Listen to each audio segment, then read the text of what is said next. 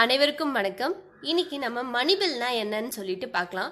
So மணிபில் அப்படின்ட்டு பார்க்கறதுக்கு முன்னாடி நம்ம பார்லிமெண்ட்டை பற்றி லைட்டாக பார்த்தோம்னா மணிபில்லை பற்றி பார்க்கும்போது நம்மளுக்கு ஈஸியாக இருக்கும். பார்லிமெண்ட் பற்றி நம்மளுக்கு ஃபுல் ஸ்ட்ரக்சரும் கொஞ்சம் தெரிஞ்சுது அப்படின்னா ஸோ யார் யார் வந்து பில்லை பாஸ் பண்ணுவாங்க அப்படின்னு நான் சொல்லும்போது உங்களுக்கு லைட்டாக புரியும். ஸோ அதுக்காக தான் பார்லிமெண்ட் அப்படின்னும் போது ஒரு 3 பேர் சேர்ந்தது தான் parliament. Lok Sabha, Rajya Sabha and president. இவங்க 3 பேர் சேர்ந்தது தான் பார்லிமெண்ட் அப்படின்னு சொல்லிட்டு சொல்லுவாங்க. ஸோ லோக்சபா அப்படின்னும் போது நம்மளுக்கு வந்து லோக்சபா 3ஆக பிரியும். அதுக்கு முன்னாடி 552 பேர் வந்து கான்ஸ்டியூஷனல் வைஸ் இருக்கணும். 552 பேர் வந்து லோக்சபாவில் இருக்கணும். ஆனால் இப்போ எவ்வளோ பேர் இருக்கிறாங்க அப்படின்னா 545 பேர் இருக்கிறாங்க. ஸோ 545 பேர் வந்து இப்போ இருக்கிறாங்க. லோக்சபாவில் எவ்வளோ பேர் அப்படின்னு கேட்டால் 545 பேர். கான்ஸ்டியூஷனல் வைஸ் எவ்வளோ பேர் இருக்கணும்னு கேட்டால் 552 பேர். இந்த 545 பேரில் 530 பேர் வந்து ஸ்டேட்ஸை ரெப்ரசன்ட் பண்ணுவாங்க. ஸ்டேட்ஸ் இந்தியாவில் இருக்கிற எல்லா ஸ்டேட்ஸ்லேருந்தும் 530 பேர் வந்து லோக்சபாவுக்கு போவாங்க. எக்ஸாம்பிளுக்கு சொல்லணும்னா நம்ம தமிழ்நாட்டிலேருந்து 39 எம்பிஸ் வந்து லோக்சபாவில் இருக்கிறாங்க. அதே மாதிரி லோக்சபாவில் யூனியன் டெரிட்டரியோட ரெப்ரசன்டேஷன் என்னன்னா 13 பேர் வந்து யூனியன் பிரதேசங்களை ரெப்ரசன்ட் பண்ணுவாங்க. அதுக்கப்புறம் 2 பேர் வந்து ஆங்கிலோ இந்தியன்ஸ் அப்படின்னு சொல்லுவாங்க. ஸோ ஆங்கிலோ இந்தியன் கம்யூனிட்டியாக இருந்தால் அவங்க 2 பேர் வந்து லோக்சபாவில் வந்து வரலாம்.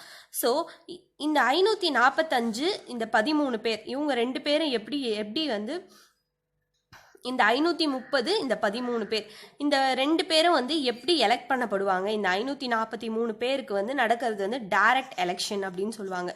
ஸோ இந்த 545 பேர் வந்து லோக்சபாவில் இருக்கணும். அதில் 530 பேர் வந்து ஸ்டேட்ஸை ரெப்ரசென்ட் பண்ணுவாங்க. 13 பேர் வந்து யூனியன் பிரதேசத்தை ரெப்ரசென்ட் பண்ணுவாங்க. இந்த 530 பேர் ப்ளஸ் 13 பேருக்கு நடக்கிற எலெக்ஷன் எப்படிப்பட்ட எலெக்ஷன் அப்படின்னு சொன்னால் டைரக்ட் எலெக்ஷன் அப்படின்னு சொல்லுவாங்க. டைரக்ட் எலெக்ஷன் அப்படின்னும் போது நம்ம போய் ஓட்டு போடுவோம், பீப்புள்ஸ் போய் ஓட்டு போடுவாங்க. ஸோ அதனால இது டைரக்ட் எலெக்ஷன் அப்படின்னு சொல்லுவாங்க.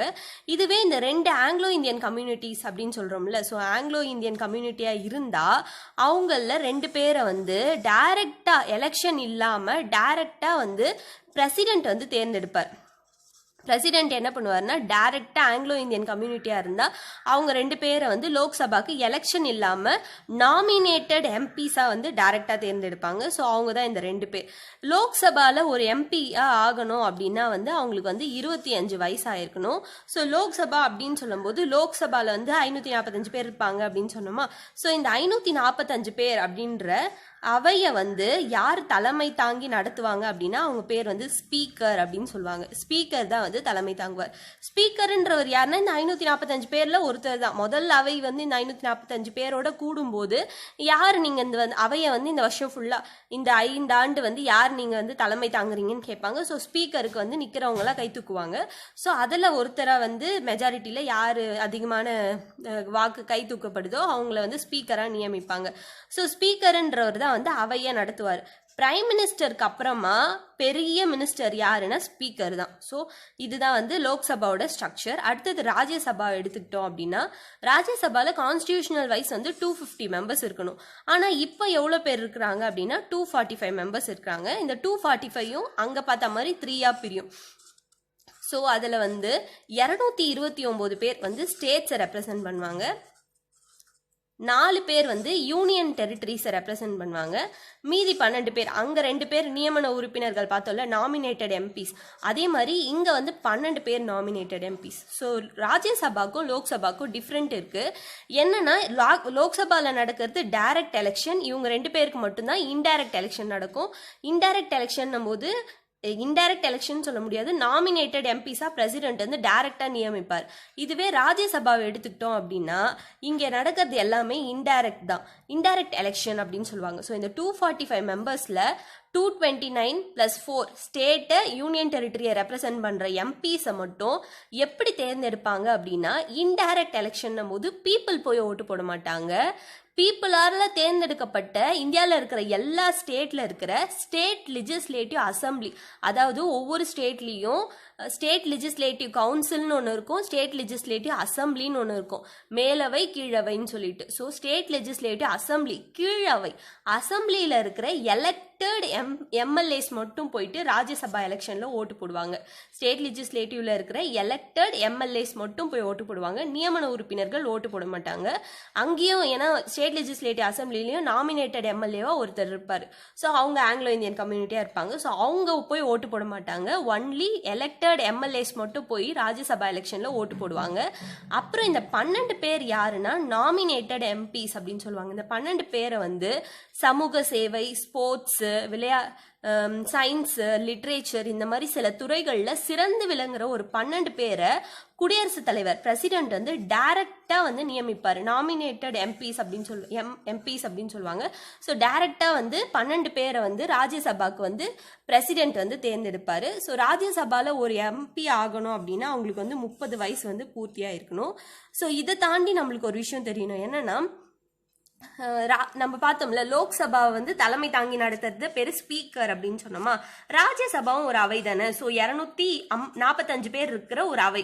இந்த அவை யார் தலைமை தாங்குவாங்க அப்படின்னா பிரசிடென்ட் எப்படி இந்தியாவில் வந்து பிரசிடென்ட்னு ஒருத்தவங்க இருக்காங்களோ அதே மாதிரி வைஸ் பிரசிடென்ட் அப்படின்னு சொல்லிட்டு ஒருத்தர் இருப்பாங்க. இப்போ யார் வைஸ் பிரசிடென்ட்னா வெங்கையா நாயுடு அவர்கள். ஸோ வைஸ் பிரசிடென்ட் தான் வந்து ராஜ்யசபாவோட சேர்மனா இருப்பார். அங்க எப்படி ஒருத்தர் வந்து தலைமை தாங்கி ஒருத்தர் நடத்துறாரோ அவைய, அதே மாதிரி ராஜ்யசபாவை தலைமை தாங்குறவங்க யாருன்னா வைஸ் பிரசிடென்ட். அவங்க தான் வந்து இங்க சேர்மனா ஆக்ட் பண்ணுவாங்க. ஸோ ராஜ்யசபாவை யார் வந்து தலைமை தாங்கி நடத்துறது யாருன்னு கேட்டா சேர்மன், லோக்சபாவை தலைமை தாங்கி நடத்துறது ஸ்பீக்கர். இப்ப யார் ஸ்பீக்கர்னா ஓம் பிர்லா. ஸோ அதுக்கப்புறம் இப்போ லோக்சபாலையும் சரி ராஜ்யசபாலையும் சரி இங்க 545 பேர் இருக்கிறாங்கன்னு பார்த்தோமா. இதுல இந்த 545 பேர்ல 15% பேர் மட்டும்தான் மினிஸ்டர்ஸ் அப்படின்னு சொல்லுவாங்க.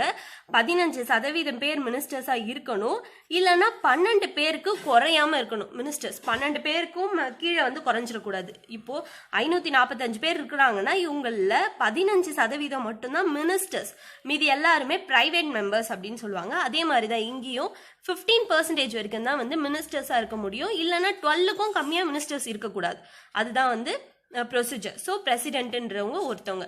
இதுதான் வந்து பார்லிமெண்டோடைய ஒரு ஃபுல் ஸ்ட்ரக்சர்ஸ். இவங்க எல்லாம் சேர்ந்து தான் வந்து ஒரு பில்லை வந்து ஒரு ஆக்டா மாற்றி ஃபோர்ஸ், இப்போ வந்து சிட்டிசன்ஷிப் அமெண்ட்மெண்ட் பில் அப்படின்னு ஒன்று நடந்துச்சு அப்படின்னா பில்லாக தான் இருக்கும். இவங்க கிட்ட வரதுக்கு முன்னாடி இவங்க கிட்ட வந்து பிரசிடென்ட்டோட அசென்ட்டுக்கு அப்புறமா தான் அந்த பில் வந்து என்ன ஆகும் அப்படின்னா வந்து பாஸ் ஆகும். மணிபில்லோட சர்க்கம்ஸ்டன்ஸ்லாம் எந்தெந்த சிச்சுவேஷன்ல வரும் அப்படின்னு சொல்லிட்டு ஒரு 3-4 எக்ஸாம்பிள் பார்க்கலாம். மணிபில் அப்படின்றத வந்து எந்தெந்த சர்க்கம்ஸ்டன்ஸ் எல்லாம் கொண்டு வருவாங்க அப்படின்னா, பார்லிமெண்ட் நினைச்சா ஒரு டாக்ஸை வந்து வேண்டவே வேண்டாம் அப்படின்னு அபாலிஷ் பண்ணிட முடியும், இல்லை அந்த டாக்ஸை வந்து ரெகுலேட் பண்ண முடியும், இல்லைன்னா ஒரு புதுசாக ஒரு டாக்ஸை இம்போஸ் பண்ண முடியும், ஏதோ ஒரு புது டாக்ஸை இம்போஸ் பண்ண முடியும். ஆனால் பார்லிமெண்ட் நினைச்சா ஒரு டாக்ஸை இன்க்ரீஸ் மட்டும் பண்ண முடியாது. ஸோ இதெல்லாம் நம்ம மணிபில் யூஸ் பண்ணி தான் பண்ண முடியும். அதை நம்ம தெரிஞ்சுக்கணும். மணிபில் யூஸ் பண்ணி ஒரு புதுசாக டாக்ஸ் கொண்டு வரலாம், இல்லை இருக்கிற டாக்ஸை ரெகுலேட் பண்ணலாம், இல்லை புதுசாக ஒரு டாக்ஸை இம்போஸ் பண்ணலாம். அதுக்கப்புறம் என்னன்னா, இப்போ எதனா ஒரு எக்ஸ்பெண்டிச்சர் வந்து இன்க்ரீஸ் ஆயிருக்குன்னு வச்சுக்கோங்களேன். இப்போ நம்ம பட்ஜெட்ல போட்ட எக்ஸ்பெண்டிச்சர் நம்மளுக்கு பத்தலை அந்த துறைக்கு. ஸோ எனக்கு இன்னும் கொஞ்சம் மணி வேணும் அப்படின்னா எக்ஸ்பெண்டிச்சருக்காக வந்து மணிபில்லை யூஸ் பண்ணிக்கலாம். எக்ஸ்பெண்டிச்சர் கூடணும், எனக்கு இப்போ ஃபிஷரிஸ் துறை இருக்கு அப்படின்னா அந்த ஃபிஷரிஸ்க்கு வந்து அந்த செக்டாருக்கு எனக்கு இன்னும் கொஞ்சம் மணி வந்து அலாட் பண்ணி கொடுங்க அப்படின்றதுக்காக மணிபில்லை யூஸ் பண்ணலாம். இன்னொரு சர்க்கம்ஸ்டன்ஸ் என்னன்னா, consolidated fund of India, contingency fund of India அப்படின்னு சொல்லுவாங்க. ஸோ இந்த 2 ஃபண்ட் ஆஃப் இந்தியாவிலேருந்து பணத்தை எடுக்கிறதுக்காகவோ இல்லை பணத்தை போடுறதுக்காகவோ மணிபில்லை யூஸ் பண்ணலாம். அப்ரோப்ரியேட் ஆக்ட் அப்படின்னு சொல்லுவாங்க. ஸோ பணத்தை வந்து போடணும் அப்படின்னாலோ இல்லை பணத்தை எடுக்கணும் அப்படின்னாலோ இந்த மணிபில்லை யூஸ் பண்ணிக்கலாம். அதுக்கப்புறம் எந்த சர்க்கம்ஸ்டன்ஸ் அப்படின்னா, கவர்மெண்ட்டோட பாரோயிங்ஸ் இருக்கும்ல. ஸோ கவர்மெண்ட் வந்து நிறைய பாரோ பண்ணியிருப்பாங்க, நிறைய இடத்துல இருந்து கடன் வாங்கியிருப்பாங்க. ஸோ அந்த பாரோயிங்ஸை ரெகுலேட் பண்ணுறதுக்காகவும் வந்து இந்த மாதிரி மணிபில்லை யூஸ் பண்ணுவாங்க. ஸோ இந்த மாதிரி சர்க்கம்ஸ்டன்ஸ்லலாம் வந்து மணிபில் வந்து போடுவாங்க.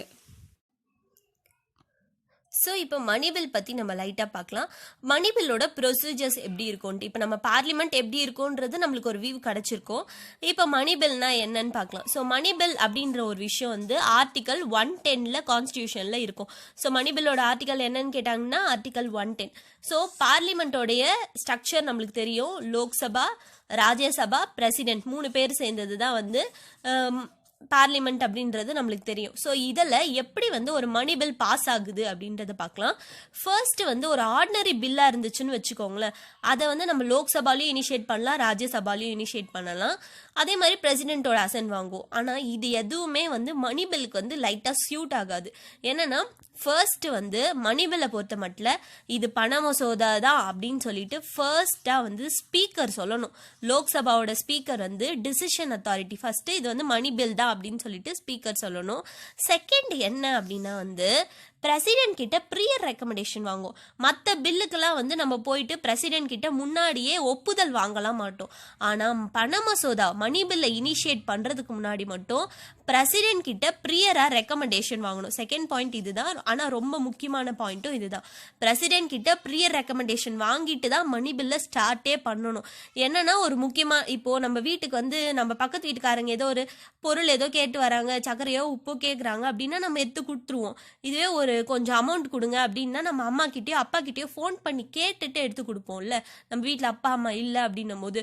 ஸோ அதே மாதிரி தான் பண மசோதா அப்படின்னும் போது கொஞ்சம் முக்கியமான மேட்டரு அப்படின்றதுனால பிரசிடென்ட் கிட்ட ப்ரியராகவே ரெக்கமெண்டேஷன் வாங்கிட்டு நம்ம வந்து தொடங்கணும். இது சும்மா எக்ஸாம்பிளுக்கு தான் நான் சொன்னேன். ஸோ பிரசிடென்ட் கிட்ட ப்ரியர் ரெக்கமெண்டேஷன் வாங்கிட்டு தான் வந்து மணி பில்லை இனிஷியேட்டே பண்ணணும். தேர்ட் என்னன்னா ஒரு மினிஸ்டர் மட்டும்தான் வந்து ஒரு மணி பில்லை இனிஷியேட் பண்ண முடியும். ஸோ மினிஸ்டர் மட்டும்தான் வந்து மணி பில்லை கொண்டு வர முடியும். அதே மாதிரி ஒரு ஆர்டினரி பில்லாக இருந்துச்சுன்னா எந்த ஹவுஸில் வேணாலும் இனிஷியேட் பண்ணலாம். லோக்சபா, ராஜ்யசபான்னு 2 இருக்கு இல்லையா? ஸோ எந்த ஹவுஸில் வேணாலும் ஆர்டினரி பில்லை இனிஷியேட் பண்ணலாம். ஆனால் மணி பில்லாக இருந்துச்சு அப்படின்னா லோக்சபாவில் மட்டும்தான் இனிஷியேட் பண்ண முடியும். லோக்சபாவில் மட்டும்தான் ஒரு மணி பில்லை இனிஷியேட் பண்ண முடியும். ஸோ மணி பில்லை மினிஸ்டர் ஒருத்தர் லோக்சபாவில் இனிஷியேட் பண்ணுறாருன்னு வச்சுக்கோங்களேன். நார்மலாக ஒரு பில்லு மாதிரியே தான் இங்கேயும் ப்ரொசீடிங்ஸ் போகும். 3 ரீடிங் இருக்குது அப்படின்னா ஃபர்ஸ்ட் ரீடிங்கில் அந்த மினிஸ்டர் அந்த பில்லை பற்றி ஃபுல்லாக ரீட் அவுட் பண்ணுவார். செகண்ட் வந்து அந்த பில்லுக்கான கிரிட்டிசம் போகும். ஸோ அந்த பில்லில் வந்து என்னென்ன ஃப்ளாஸ்லாம் இருக்குது, தவறுகள் இருக்குது அப்படின்னு சொல்லிட்டு கிரிட்டிசம் பேசுவாங்க. தேர்டில் வந்து அதுக்குன்ட்டு ஒரு கமிட்டி ஃபார்ம் பண்ணி அந்த கமிட்டி வந்து அந்த பில்லுக்கான ரிப்போர்ட் கொடுப்பாங்க. ஸோ அந்த பில்லுக்கான ரிப்போர்ட்டை வந்து சப்மிட் பண்ணுவாங்க லோக்சபால. ஸோ சப்மிட் பண்ணக்கப்புறம் என்ன ஆகும் அப்படின்னா அந்த பில் வந்து லோக்சபால பாஸ் ஆகணும். லோக்சபால அந்த பில் வந்து பாஸ் ஆயிடுச்சு அப்படின்னா அடுத்தது இப்போ மணி பில்லை பற்றி தான் பார்த்துட்டு இருக்கோம். ஃபர்ஸ்ட் ஸ்பீக்கர் வந்து அது வந்து மணி பில் அப்படின்னு சொல்லணும். பிரசிடென்ட் கிட்ட ப்ரியர் ரெக்கமெண்டேஷன் வாங்கிட்டு ஒரு மினிஸ்டர் லோக்சபால இனிஷியேட் பண்ணுவார். லோக்சபால ரீடிங் போயிட்ட உடனே லோக்சபால அது பாஸ் ஆயிடுச்சு அப்படின்னா ராஜ்யசபாக்கு போகும். ராஜ்யசபா மணி பில்லை பொறுத்த மட்டும் ராஜ்யசபாக்கு பவரே இல்லைன்னு கூட சொல்லலாம். ஏன்னா ராஜ்யசபால வந்து ஒரு 14 டேஸ் வந்து இந்த பில்லை வைப்பாங்க. இந்த 14 டேஸ்ல ராஜ்யசபா வந்து ஓகேன்னு சொன்னாலும் ஓகே தான், வேணான்னு சொன்னாலும் ஓகே தான். ஸோ சும்மா ஒரு லோக்சபா, ராஜ்யசபா, பிரசிடென்ட் அப்படின்றது தானே ஒரு பில்லோட ப்ரொசீஜர். அதுக்காக மட்டும்தான் இங்கே வச்சோமே கண்டி ராஜ்யசபாவோட ஒப்புதல் வந்து இதில் வந்து பெருசாக மதிக்கப்பட மாட்டது. ஏன்னா வேணும்னு சொன்னாலும் வேணும் தான், வேணான்னு சொன்னாலும் வேணும் தான். அப்போ சும்மா ஒரு 14 டேஸ் வந்து அவங்களுக்கு வைப்பாங்க. இந்த இடத்துல மணி பில் வந்து ராஜ்யசபாவில் 14 டேஸ் வைப்பாங்க. 14 டேஸில் அவங்க சொல்லலைன்னா கூட அக்செப்டட் மாதிரி தான், 2 ஹவுஸும் ஒத்துக்குச்சு அப்படின்னு சொல்லிட்டு பிரசிடென்ட் கிட்ட போவாங்க. ஸோ பிரசிடென்ட் என்ன பண்ணுவார் அப்படின்னா பிரசிடென்ட்டோட ஸ்டேஜ் என்னன்னா ஒரு ஆர்டினரி பில்லுன்னு வச்சுக்கோங்களேன். ஒரு ஆர்டினரி பில்லை வந்து லோக்சபா, ராஜ்யசபால பாஸ் ஆகி பிரசிடென்ட் கிட்ட வந்துச்சுன்னா பிரசிடென்ட் வந்து அசன்ட் கொடுப்பாரு. அசன்ட்னா என்னன்னா அந்த பில் வந்து ஓகே நல்லா இருக்கு அப்படின்னு சொல்லிட்டு ஒப்புதல் அளிக்கிறது. இல்லை வேணான்னு ரிஜெக்ட் பண்ணிடுவாரு. இல்லைன்னா வித்தோல்டு பண்ணி வைப்பாரு. நம்மளோட இந்திய பிரசிடென்ட்டுக்கு மட்டும், இந்தியாவில் இருக்கிற குடியரசுத் தலைவருக்கு மட்டும் எவ்வளோ நாள் வேணாலும் கடப்பில் போட்டு வைக்கலாம். அதனால தான் நம்ம பிரசிடென்ட்டோட பேக்கெட் பெருசு அப்படின்னு சொல்லுவாங்க. இதே அமெரிக்காவாக இருந்துச்சுன்னா அவங்களால 10 நாள் தான் வந்து கடப்பில் போட்டு வைக்க முடியும் ஒரு பில்லை. ஆனால் நம்மளோட பிரசிடென்ட் எத்தனை நாள் வேணாலும் வித்தோல்டு பண்ணி வைக்கலாம். அதே மாதிரி ரிட்டர்ன் பண்ணலாம். ஸோ இந்த பில்லு வந்து சரியில்லைப்பா அப்படின்னு சொல்லிட்டு ஒரே ஒரு முறை மட்டும் ரிட்டர்ன் பண்ண முடியும். அதுவும் முக்கியமான விஷயம், ஒரே ஒரு முறை மட்டும்தான் ரிட்டர்ன் பண்ண முடியும். இப்போ நம்ம பார்த்துட்டு இருக்கிறது எல்லாமே ஆர்டினரி பில்லுக்கான ப்ரொசீஜர்ஸ். இதுவே மணி பில்லாக இருந்தால் என்ன பண்ணலாம் அப்படின்னா பிரசிடென்ட் வந்து அசன் கொடுக்கலாம், ஓகேன்னு சொல்லி அந்த பில்லை பாஸ் பண்ண விடலாம். இல்லைன்னா ரிஜெக்ட் பண்ணலாம், வேணான்னு சொல்லலாம். அதுக்கப்புறம் வித்தோல்டு பண்ணி வைக்கலாம். கடப்பிலே போட்டு வைக்கலாம், ரொம்ப நாள் நான் பார்க்கவே இல்லை அப்படின்னு சொல்லிட்டு கடப்பில் போட்டு வைக்கலாம். ஆனால் ரிட்டர்ன் மட்டும் பண்ணவே முடியாது.